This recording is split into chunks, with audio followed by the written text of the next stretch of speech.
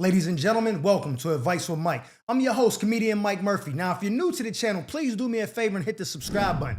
This is the show where you guys send in your messiest, toxic, most out-of-pocket predicaments, and I attempt to break them down, giving my honest and unbiased feedback. Now, listen, I'm a comedian, not a therapist, so ain't no guarantee I'll be able to help fix your life, but I can provide laughter along the way and call it like I see it. So without any further ado, let's get into the episode.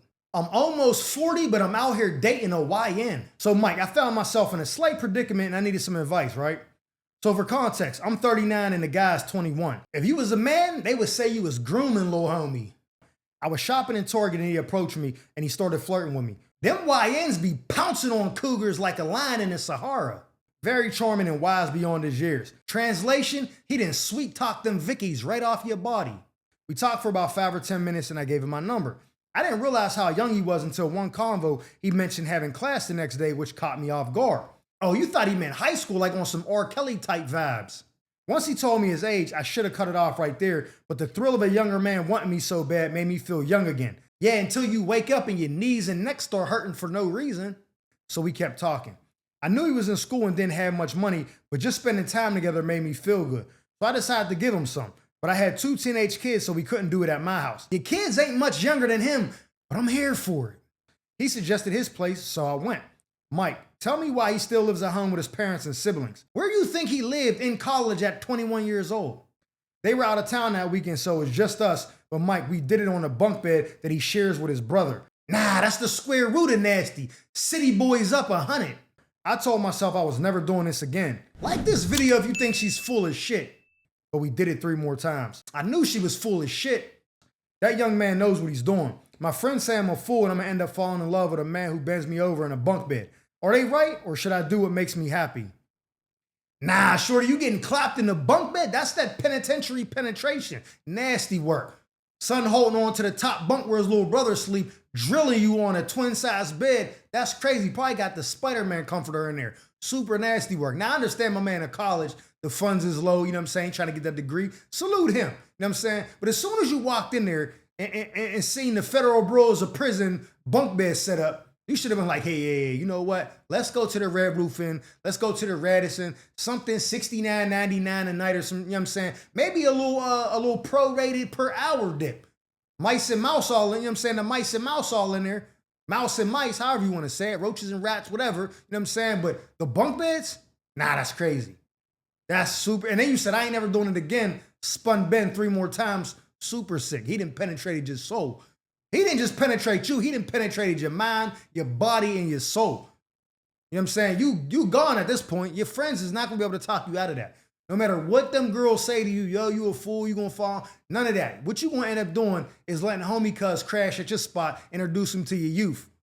I ain't going to lie. He only probably like 6 or 7 years older than one of your kids. One of your kids is probably 14, 15. Homie cuz 21. They going to be on a PS5 gaming together. You know what I'm saying? Yo, join my stream, stepdad. That's super sick. You're in a pickle. You're like Drea, but your man ain't got no NBA money. That boy is waiting for that federal refund when the tuition assistance hits. You know what I'm saying? That's what he's eating off of. There's going to be a lot of nights of oodles and noodles at his dorm room. You know what I'm saying? Oh, he ain't even in the dorm. He's at mom and dad's. I forgot. I'm tripping. Yeah, it's nasty for you. You're in a bind. I don't even know what to tell you. I'm going to be honest. This is the first one where I don't know if I have the advice for you, but let me try to cut the jokes. Let me try to, you know what I mean, stop joking and figure it out. All right, you're 39, he's 21. Cool. You say you wasn't doing it again, but he knows what he's doing, so he's drilling your backside out. Got it. You say you wasn't spinning back, but you came 3 more times. It's super good. My question is, does his parents know that you're messing with their son? Because I'm pretty sure Pops ain't going to care. The mom's going to be on your neck. Pause. She's not going to be feeling none of that. Mom's is protective of the sons. Dad's is protective of the daughters. So if Ma Dukes finds out somebody a little bit younger than her is clapping her son or getting clapped by her son, it's going to be nasty work for you. You're not going to be permitted in the house. Ain't no Sunday dinners over there. None of that. You're going to have to keep it on the down low like R. Kelly said. You know what I'm saying? That's what's going to have to happen. I'm going to say right now, there ain't no future. Ain't no future because he's 21. This is the thrill for him is, yo, I'm banging somebody almost a 40 ball. He's bragging to his friends, yeah, be cracking granny. You know what I'm saying? He calling you granny, calling you auntie, all type of disrespectful names. You know what I'm saying? Not to you, but to their friends. Yo, what happened to that cougar you had? Oh, yeah, I blasted her back out last night on the bunk bed. This time we took it to the top. My little brother was gone, you know what I'm saying, for a little bit. Yo, you're a Drea, you know what I'm saying, for real. I don't know, no, Joey Chavez, I don't know no other way to put it. Cut the relationship off. He had his fun, you had your fun. Go find somebody your age or somebody who's at least 30. That's cool, 30 is cool, you know what I'm saying? But what is you and homie cuz even talking about? You ain't the leader in this, so it ain't like when it's the other way around, when it's like an older man messing with someone, that man is teaching her, he's molding her, he's training her to become the wife that he wants her to be, the woman, you know what I'm saying? He's giving her game. You're not giving that little dude no game. You can't lead him. So you just basically just loving the stamina he got. His knees ain't getting tired. He ain't running out of breath. He's just drilling you. You know what I'm saying? You love it. You ain't get hit like that in probably 2 decades. So you appreciating this. Just cut the relationship off. Send him on his way. Give him one last shot to go. You know what I'm saying? A little to-go box. Give him that. Send him on his way. Kiss him on his head. Yo, it was a good time. You know what I'm saying? Get that degree. Stay in school. Don't, you know what I'm saying? Don't drop out. Give him some little gems like that. And then be on your way. That's my advice to you, baby. Stay alert. Stay alive. He didn't look anything like the pictures on his dating profile. I feel like I got catfished. Hey, Mike, how's it going? I want to know if you think I was an asshole for what I did or was I justified? Okay, let's hear it. Men always say that women look totally different without makeup on and blah, blah, blah about how we're not being honest about what we really look like. Nah, the Catfish Chronicles loading up. And to some degree, I can understand that perspective if the woman looks totally different, but in most cases, we're just accentuating our natural beauty. Man, like this video if you think she's full of shit. But no one talks about the things that men do, though. I ain't gonna lie, I'm the Beijing king, so I ain't gonna judge too hard. I met a guy on a dating app and he seemed like a really good match for me. We had a lot of the same interests and seemed to be pretty compatible. Yeah, that's how it always starts off. Good in the beginning. After about a week of talking, we went out on our first date. Because it was so new, I decided to meet him there instead of having him pick me up at my house. Good call. Stay alert, stay alive. We arrive at the restaurant and get seated and he proceeds to take his hat off and his hairline was receding so bad, I almost bust out laughing. Nah, if I would have slid the brim off my nugget and you chuckled, I might have pitched a glass of water on you like a baddies trailer. I was so turned off. I know he can't help it, but why not just shave it all off? If you can't save it, shave it. Him holding on to that gave me the ick so bad that I told him I had to use the bathroom, but instead I got my car from valet and just left. Communicating like a child instead of an adult? No wonder why you're on dating apps. Disgusting. I blocked his number ASAP and called my best friend to tell her what happened. Men hate makeup but use a hat the same way we do. My friend said what I did was immature and rude. What's her Instagram? Nah, it's for market research purposes and whatnot. But I don't think it was. So Mike, was I an asshole for that or not? Every single day I get on social media or interact with people in the real world and you women show me exactly why y'all be having such a hard time finding a man and dating. Because of stuff like this. He pulled up, you pulled up, he took the hat off. You like, damn. Almost laughed at him and instead of just addressing it, you said, I gotta go to the bathroom. He's like, oh, okay, cool. And you just ghosted him, took off and blocked him. Like you operate like a child. Like, how do you call yourself an adult woman? That's why you're on dating apps. You're on Tinder, Bumble, or you probably got 65 dating apps and you cannot score for the life of you. There's a reason why you're the common denominator. I never met a woman in my entire life who was fine, who was feminine, had all the stuff going for her that men would want and had the result to a dating app.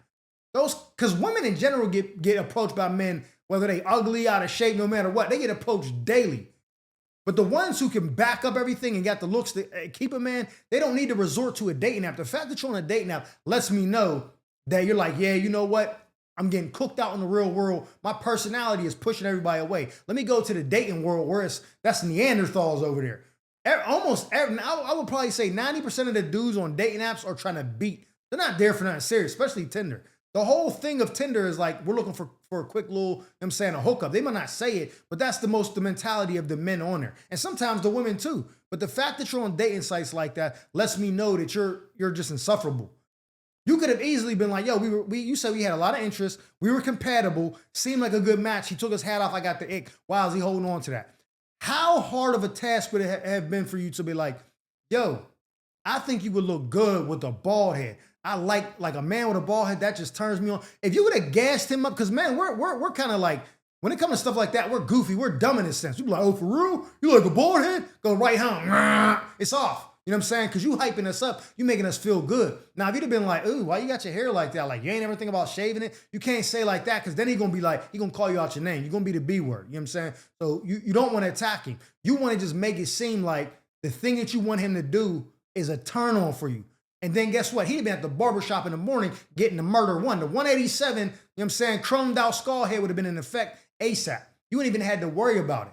Maybe he insecure. Maybe he don't know how bad it looks from somebody else's perspective. I'm gonna tell you right now, I used to shave my head off and just grow my beard out like on some insurgent type wave. You know what I'm saying? I like how it looked. Big beard, bald head, I like the look, right? My hair was fine. I wasn't losing my hair or nothing. One day, some chick was like, I like how you don't allow your hair loss to affect your confidence. I was like, what? You crazy? I wanted to snap, I wanted to call her all kind of names, right? I was like, I bet I'm gonna show you. I'm gonna grow it back. I started to grow it back and I just kept getting lineups to let the top grow in full, you know what I'm saying? I get to the barber shop, my man like, yo, what we doing today? I'm like, yeah, let me just line it up. I'm trying to let it grow back. I hear takes a picture. He's like, come on, fam. I'm like, what? Shows me the phone. I'm like, yo, look like Project Dirt. You know what I'm saying? It was crazy. I'm like, nah, take it off. Because if you can't save it, shave it. You know what I'm saying? But I didn't realize how bad it looked from the aerial. I wasn't getting that view. You know what I'm saying? That helicopter cam. I didn't see that. I was seeing like right here. And right here it looked good. Like, I still got a chance. So I guess all the times I went bald voluntarily just limited the lifespan on my hairline. And then it was cooked after that. I was just rocking the baldy ever since. You know what I'm saying? But maybe he don't realize how bad it looks. Or maybe he thinks, oh, I've had it so long, I'm cool with this. Sometimes men just, you know, it's whatever. Just the same way people gain weight and then they look back like, damn, how did I get this big? Because you see yourself every day, it slowly creeps up on you. So maybe he thought it was cool. Maybe he didn't know it looked that bad. You could have just been like, yo, I think that you look sexy with the body. You know what I'm saying? Like, I like men like that, like a little Morris Chestnut vibe or whatever. Michael Jordan, you know what I'm saying? You start naming Jadakiss. You just start naming legendary ball skeezy dudes, and he'd have been like, oh, word. He'd have came right back with the shiner. You know what I'm saying? But instead, you just left him there, got your car from valet, and then blocked him. Like, you blocked him because you're a coward, not even a woman. You didn't even have the courage to address the elephant in the room or be like, you know what? I ain't gonna lie, that turned me off, and I just wanted to get out of there. You didn't even have the heart to say that. That's why you're on dating apps. So you're more than the asshole. You're a piece of feces. You know what I'm saying?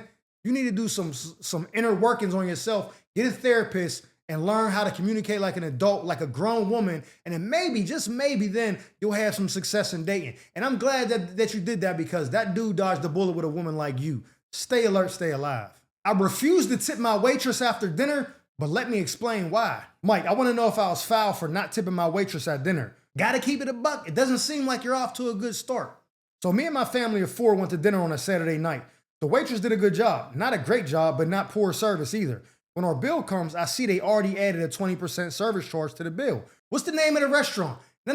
It's for market research purposes and whatnot. Now, I normally tip anywhere between 20 and 25% depending on the service. Like this video if you think he's full of shit. But since they added the 20% already, I didn't leave an additional tip. Now, that unconsensual 20% tip be irking me. Well, as we're getting ready to leave, the waitress approached us and started getting upset and told me how they only make a couple of dollars an hour and that she depends on tips to survive. My name ain't Nate, but it sounds like she's in a bind. What's her Instagram? No. It's for market research purposes and whatnot. I told her that the restaurant already added the 20%, so I wasn't tipping more. She proceeds to tell me that the 20% is a service charge added to all bills on Friday and Saturday nights, since we're a lot busier and the wait staff doesn't get that money at all. That sounds like your problem, not mine. Better take it up with the Better Business Bureau or your boss. Now beat it. Now don't get me wrong. I felt bad about that, but I'll be damned if I'm paying 40% extra just because it's a Saturday. Facts. 40% food fee is felonious if you ask me. My responsibility is to pay for my food, not to help the restaurant pay their employees.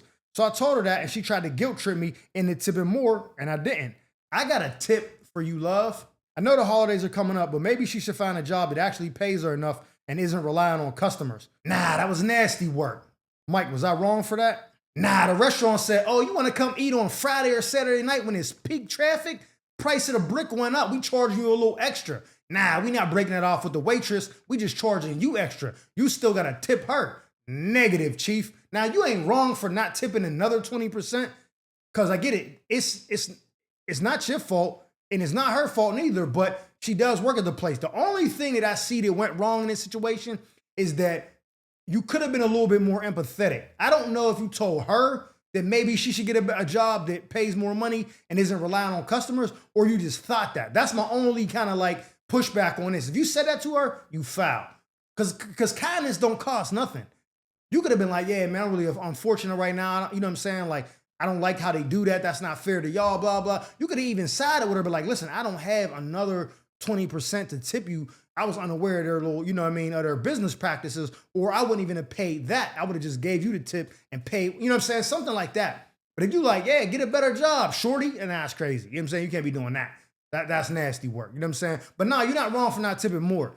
If I go out to a place, and you know what, before I even get into that, these restaurants is getting a little bit more, you know what I'm saying, pushing the envelope on what they could charge, you know, the customers or whatever. Because I'm gonna tell you right now, I went to plenty of restaurants where I see like an 18% service charge. I'm absolutely only adding a couple more onto that. I'm finding out what 20% was, and I'm adding a couple dollars to that. Now, if the waitress was like super duper, like informative, knew everything, was kind, was yo, waters, lemonades, whatever, y'all, then I might even give her a little extra. But if she just did the okay job, not good, not bad, like you said, and they already then took me to the woodshed for the 20%, shorty, you're burnt. I don't know what to tell you. Like, maybe you should tell your customers before they sit down, like, listen, just FYI, on Fridays and Saturday nights, they gonna hit you with an extra dub on the service charge. And I guarantee you, once the patrons know that that's the way they're operating, they're either gonna stop going there or they're gonna refuse to pay that and just give you the tip directly. The business will feel the brunt of it, I'm telling you right now, because people are not going to side with a greedy corporation. I know a lot of times there's like divisiveness you see on social media and stuff like that, where everybody's at each other's necks and is bickering and arguing. But in real life, nobody's going to see this poor waitress trying to make a living and stiff her to make sure that this big company gets their money. You know what I'm saying? I'm not paying a service charge, especially you said a party of 4. That lets me know that you were saying that, being like, yo, there wasn't like no big group. Because I know you go in big groups, they'll be like parties of 8 or more, automatic gratuity. And I understand why they do that, because you get a big group of people. Cats be like, yeah, all I had was the water and the salad. I'm only putting up $1. You know what I'm saying? Like, you like 100? Nah, $1, 4 quarters. You know what I'm saying? Negative, chief. So I understand when you come in big groups why they do that. But 4 people, a family, husband, wife, 2 kids or something, and they just slap on the dub, negative. You know what I'm saying? I don't even know if that's legal. It might be, it might not be. I don't know. They only do it on Fridays and Saturdays. Maybe she should call the Better Business Bureau. Anonymous complaint. Filed a report. Yeah, my boss is over here bugging, stealing my money. That's what I would do. You know what I'm saying? But again, man, you're not wrong. I hope you didn't say that to her, what I will say. But nah, you're not the asshole. That's my opinion. Stay alert, stay alive. Ladies and gentlemen, that concludes this episode of Advice from Mike. I'm your host, comedian Mike Murphy. I hope you guys enjoyed me as much as I enjoyed you. And if so, do me a favor and hit that subscribe button. Like the video. Matter of fact, leave me a comment. Let me know what advice you would have gave them. And who knows? Maybe you got your own toxic tale to tell about a shady friend or an entanglement you need help untangling. If so, feel free to drop me a letter at the email provided below, and I'll make sure to read it in the future segment of Advice with Mike. Now, with that being said, our time together has come to an end. But just remember, stay alert, stay alive.